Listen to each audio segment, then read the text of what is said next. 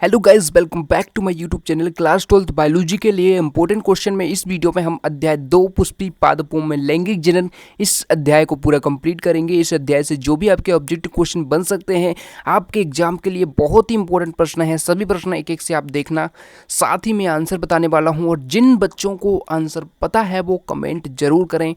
Comment करेंगे तो आपका और भी अच्छे से तैयारी हो सकेगा, इसलिए आप कमेंट जरूर करें। तो चलिए शुरू करते हैं। और अन्य विषयों के लिए आप जा सकते हैं चैनल प्लेलिस्ट पर, और अन्य चैप्टर्स के लिए 12th बायोलॉजी के लिए आप प्लेलिस्ट पर जाके वहाँ से देख सकते हैं। ठीक है, तो वहाँ से आप जरूर देखिए। चलिए शुरू करते हैं। ऑब्जेक्टिव शुरू करने से पहले आप देख सकते हैं हर चैप्टर में यहाँ पर कुछ स्मरणीय बिंदु लिखे हुए हैं, इनको आपको याद करना है या आप पढ़ सकते हैं इनको, इनसे भी आपके प्रश्न बन सकते हैं। ठीक है, तो चलिए हम देखते हैं ऑब्जेक्टिव क्वेश्चन। पहला क्वेश्चन है आपके सामने, कच्चे नारियल का नारियल पानी है। देखिए मैं डायरेक्ट आपको आंसर बताऊंगा, और जिनको भी आंसर पता है, पहले से जो आंसर जानते हैं वो कमेंट कर सकते हैं, ताकि आपका रिवीजन भी हो जाए। और आप लिखेंगे ना तो आप इस प्रकार से लिखेंगे कि हाँ एग्जाम में आप लिख रहे हैं तो आपको वहाँ पर रिवीजन आपका होता रहता है। तो लिखना जरूर है कमेंट में जिन्हें आंसर पता है। कच्चे नारियल का नारियल जो पानी है वो क्या होता है? ये होता है आपका मूत्र केंद्रकीय भ्रूणपोष होता है। ठीक है, तो बी ऑप्शन राइट आंसर हो जाएगा। बीज का परिवर्धन होता है, किससे होता है? तो बीजांड से होता है। ठीक है, बीज का परिवर्धन बीजांड से होता है। परागकोश के अंदर की भित्ति क्या होती है? तो हमें पता है कि परागकोश में कितनी भित्तियां होती हैं? 4 भित्तियां होती हैं। सबसे अंदर वाली जो भित्ति होती है वो क्या होती है? तो वो टैपिटम होती है, आप सबको पता है। राइट आंसर हमारा टैपिटम हो जाएगा। और इसी प्रकार से देखिए आप लोग कमेंट जरूर करेंगे। ठीक है, अगला प्रश्न है, पौधों में निषेचन की खोज किस वैज्ञानिक ने की थी? पौधों में निषेचन की खोज किस वैज्ञानिक ने की थी? तो इसका राइट आंसर हो जाएगा स्ट्रासबर्गर। ठीक है, स्ट्रासबर्गर ने निषेचन की खोज की थी पौधों में। लेकिन बात की जाए द्विनिषेचन यानी डबल फर्टिलाइजेशन, तो किसने की थी? वो की थी नबास्चिन ने। ऑप्शन द राइट आंसर हो जाएगा नबास्चिन। ठीक है, देखिए मैंने चैप्टर सेकंड है जो पूरा पढ़ाया हुआ है यूट्यूब पर, तो आप उसको देख सकते हैं। नोट भी मैंने वहाँ पर बताए हुए हैं सभी पूरे चैप्टर के, तो प्लेलिस्ट पे जाके आप देख सकते हैं पूरा। ठीक है, पूरा समझ सकते हैं। छठा प्रश्न है, पॉलीगोनम का भ्रूणपोष है, मतलब पॉलीगोनम जो होता है उसमें 8 केंद्रीय होता है वो, और 7 कोशिकाएं उसमें होती हैं। 7 सेल्ड एंड 8 न्यूक्लिएटेड कंडीशन होती है। अनिषेक जनन सामान्यतः पाया जाता है, तो सामान्यतः अंगूर में पाया जाता है। ठीक है, इन सब में बाकी लैंगिक जनन होता है। ठीक है, अब देखिए केसर पौधे के किस भाग से प्राप्त होता है? तो स्टिग्मा और स्टाइल से प्राप्त होता है, जो कि स्त्री केसर का भाग है। ठीक है, आपको पता होगा इस प्रकार से आप स्ट्रक्चर बनाते हैं। ठीक है, स्त्री केसर का, तो इसमें ये स्टिग्मा होता है, ये स्टाइल होता है, और ये ओवरी होता है। तो स्टिग्मा स्टाइल इससे केसर बनता है। ठीक है, ये केसर इससे बनता है, तो ये हमारा क्या है? स्त्री केसर है पूरा, तो इसलिए स्त्री केसर से आंसर हो जाएगा। अब देखिए अंजीर के पौधों में किस प्रकार का पुष्पक्रम पाया जाता है, ये आपको बताना है। तो अंजीर के पौधों में जो पुष्पक्रम पाया जाता है वो होता है उदुम्बरक पुष्पक्रम। ठीक है, तो इसका फर्स्ट जो आंसर है वही राइट आंसर हो जाएगा। और इसको इंग्लिश में बात करें तो इसको बोलते हैं हाइपेंथोडियम इन्फ्लोरेसेंस। ठीक है, तो चलिए आगे बढ़ते हैं। बेलिस्नेरिया में किस प्रकार का परागण पाया जाता है? तो बेलिस्नेरिया में जल परागण पाया जाता है, हमें सबको पता है। ठीक है, तो यहाँ पर इसके हो जाएंगे आंसर। रिक्त स्थान के देख लेते हैं। रिक्त स्थान में पहला क्वेश्चन आपका सामने है, सत्य फल का परिवर्धन होता है डैश डैश डैश, खाली स्थान है। तो सत्य फल का परिवर्धन डैश डैश डैश होता है, तो आपको इसका आंसर लिखना है केवल अंडाशय से होता है। ठीक है, सत्य फल का जो परिवर्धन है, जो फल केवल अंडाशय से बने, ठीक है, वही क्या होता है? सत्य फल होता है। ठीक है, वही क्या होता है? ट्रू फ्रूट होता है, सत्य फल होता है, केवल अंडाशय से होता है। ठीक है, ये आपका फर्स्ट में भर लेना है। दूसरा प्रश्न है आपका, प्रांकुर में कॉल्यूप्टाइल खालिस्तान का निर्माण होता है। तो प्रांकुर में कॉल्यूप्टाइल प्रांकुर चोल का निर्माण होता है। ठीक है, प्रांकुर चोल का। ठीक है, तो इसमें आप भर लेंगे प्रांकुर का चोल का निर्माण होता है। ठीक है, अगला है, एक बीजपत्री बीज में एक बीजपत्रक होता है जिसे क्या कहते हैं? जिसे स्कैटुलम कहते हैं। ठीक है, स्कैटुलम स्कैटुलम स्कैटुलम, ये आपका आंसर हो जाएगा। ठीक है, उसके बाद देखिए भ्रूणपोष आवर्त बीजियों में खालिस्तान गुणित होता है, तो त्रिगुणित होता है, तो आपको त्रिवर्ष भर लेना है। त्रिगुणित लिखा ही हुआ है, तो त्रिगुणित होता है। पांचवा है एक भ्रूणपोष में सामान्यतः पाए जाने वाले केंद्रकों की संख्या कितनी होती है, तो 8 होती है। हमने देखा है 8 केंद्रक होते हैं, 7 कोशिकाएं होती हैं उसके अंदर, ठीक है। अगला प्रश्न है जगत में सबसे छोटे व हल्के बीज खालिस्तान में उत्पन्न होते, तो ऑर्किड में सबसे हल्के बीज उत्पन्न होते हैं, ठीक है। तो इसमें ऑर्किड आप भर लेंगे, ठीक है, ऑर्किड। उसके बाद देखिए नागफनी के पुष्प में बीजांड किस प्रकार का होता है ये बताना है, तो सर्सिनोट्रोपस, ठीक है, सर्सिनोट्रोपस प्रकार का होता है। तो यहाँ पर सर्सिनोट्रोपस,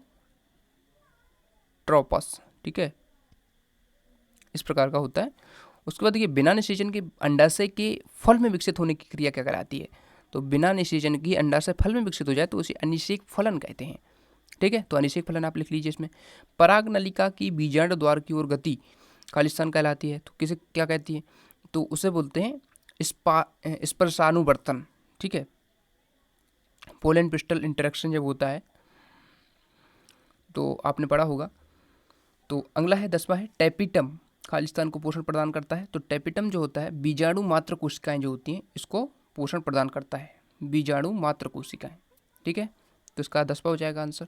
अब देखिए एक शब्द वाक्य में देख लेते हैं आंसर इनमें। पहला प्रश्न है पुष्पीय पौधों में कौन सी संरचना त्रिगुणित होती है, तो आपको बताना है क्या होती है। तो एंडोस्पर्म जो होता है भ्रूणपोष, ठीक है, ये होती है त्रिगुणित। एंडोथीसियम किसमें सहायक होती है, तो परागकोश स्फुटन होता है उसमें एंडोथीसियम सहायक होती है, परागकोश स्फुटन में, ठीक है, स्फुटन में लिखते जाइए आप कॉपी में, ठीक है आंसर। जो पुष्प सदैव बंद रहते हैं उन्हें क्या कहा जाता है, ये आपको बताना है। जो पुष्प हमेशा बंद रहते हैं उन्हें कहते हैं क्लिस्टोगेमस फ्लावर, ठीक है। आपको इंग्लिश में ही लिख लेना है क्लिस्टोगेमस,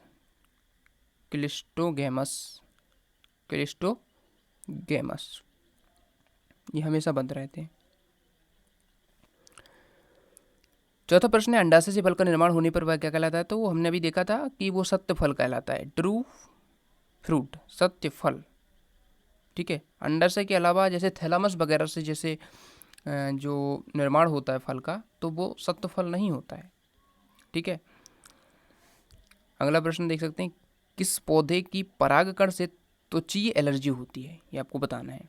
ऐसा कौन सा पौधा है जिसके परागकण से त्वचीय एलर्जी होती है, यानी त्वचा उसमें खराब होती है, तो जो पार्थिनियम होता है, पार्थिनियम जिसे हम कैरेट ग्रास भी बोलते हैं, उससे त्वचीय एलर्जी होती है, ठीक है। पार्थिनियम आप लिख सकते हैं, पार्थिनियम, ठीक है, लिख लीजिए आप। उसके बाद देखिए आवृतबीजी पौधों में किस प्रकार का बीजांड पाया जाता है, तो इसमें एनाट्रोपस बीजांड जो है पाया जाता है। उसके बाद 7वां प्रश्न है पोलिनियम किस पौधे में पाया जाता है, तो पोलिनियम जो होता है वो किस पौधे में पाया जाता है, तो ये पाया जाता है जो कैलोट्रोपिस होता है, आपने देखा होगा ऑक जो होता है, ऑक कैलोट्रोपिस, ठीक है, कैलोट्रोपिस। पुष्प के स्त्री केसर भाग लिखिए, तो पुष्प के स्त्री केसर का आपको भाग लिखना है, कौन कौन से होते हैं मैंने बता दिया आपको। स्टिग्मा, स्टाइल, ओवरी, वर्तिकाग्र होता है, वर्तिका होती है, और अंडाशय, ये तीनों आप लिख सकते हैं, ठीक है, इसमें इस वाले में। उसके बाद देखिए 9वां प्रश्न है आवर्तबीजी पौधों में सामान्यतः कितनी प्रतिध्रुव कोशिकाएं पाई जाती हैं, तो 3 पाई जाती हैं, ठीक है। उसके बाद मूंगफली में किस प्रकार का पुष्प पाया जाता है, तो इसमें क्लिस्टोगेमस फ्लावर होते हैं, ठीक है। यहाँ पर हमने अभी देखा था वही, ठीक है।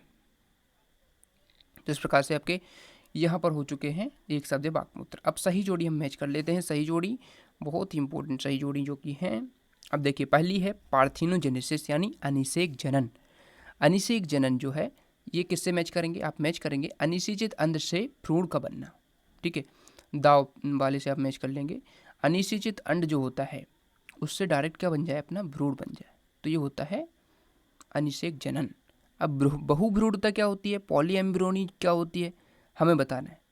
तो एक बीज में एक से अधिक भ्रूण जब बन जाए तो वहाँ पर पॉलीएम्ब्रियोनी होती है।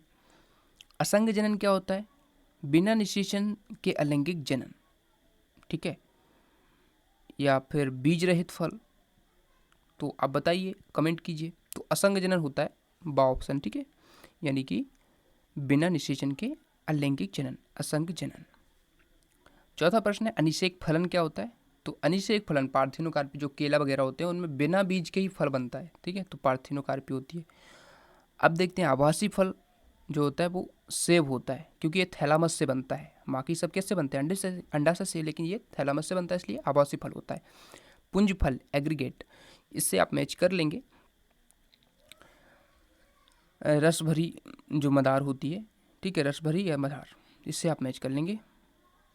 अब देखिए कंपोजिट फ्रूट होते हैं, वो क्या होते हैं? जैसे कि अनानास वगैरह, ये कंपोजिट फ्रूट हैं, ठीक है, सा वाले से आप मैच कर लेंगे। तो इस प्रकार से आप मैच कर सकते हैं, ये आपके आंसर हो जाएंगे। अब हम देखते हैं आगे, दूसरी सही जोड़ी है, ठीक है, एनिमोफिली, ये बहुत ही इंपॉर्टेंट है, इससे प्रश्न जरूर बनेगा और जरूर बनेगा, क्योंकि देखिए आपने जो परागण पढ़ा है उसमें से प्रश्न इनमें से जरूर बनता है कि कौन सा परागण आपका किस प्रकार से है, ठीक है। तो हम इसको मैच करते हैं।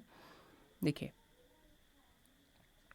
ध्यान रखिएगा, एनिमोफिली जो होता है, एंटीमोफिली, जूफिली, हाइड्रोफिली, ये क्या है? ये परागण किस माध्यम से हो रहा है उसका एक प्रकार से, जैसे वायु द्वारा जो परागण हो रहा है, जल द्वारा परागण हो रहा है, तो क्या टर्मिनोलॉजी हम यूज करते हैं उसको यहाँ पर दिखाया जाता है। तो यहाँ पर देख सकते हैं एनिमोफिली जो होता है, वायु का जो परागण होता है उसे हम एनिमोफिली कहते हैं। एंटमोफिली क्या होता है? एंटमोफिली होता है जो कीटों द्वारा जो परागण होता है उसे एंटमोफिली कहते हैं। जूफिली यानी कि जंतुओं द्वारा परागण होता है, ठीक है, तो ये जूफिली हो जाएगा। यहाँ पर आप मैच कर सकते हैं। यहाँ पर इसमें मिस्टेक लग रहा है मुझे, यहाँ पर जंतुओं द्वारा होना चाहिए था जूफिली में, ठीक है, तो यहाँ पर आप लिख लेना जंतुओं द्वारा परागण, ठीक है, इस जगह पर आप लिख लेना।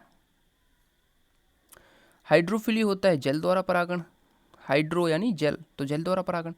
कायरोप्टेरोफिली जो होता है वो क्या होता है? ये हो जाएगा आपका चमगादड़ द्वारा परागण होता है, ठीक है। उसके बाद मेलिकोफिली, मेलिकोफिली जो होता है इसको आप ध्यान रखिएगा, ये होता है आपका घोंघों द्वारा जो परागण होता है, ठीक है। ऑर्निथोफिली जो होता है पक्षियों द्वारा, और थेरोफिली जो होता है ये होता है स्तनधारियों द्वारा, ठीक है, तो स्तनधारी जो होते हैं उनके द्वारा जो होता है परागण। तो इस प्रकार से आप सभी मैच कर लेंगे, ये हमारी सही जोड़ी, और इनको अच्छे से याद करना है। इस वीडियो को हम यहीं पर एंड करते हैं। अगले चैप्टर के आपको प्लेलिस्ट पे मिल जाएंगे जल्द से जल्द, तो आप जा सकते हैं वहाँ से आप सभी चैप्टर के देख सकते हैं objective question. Thanks for watching.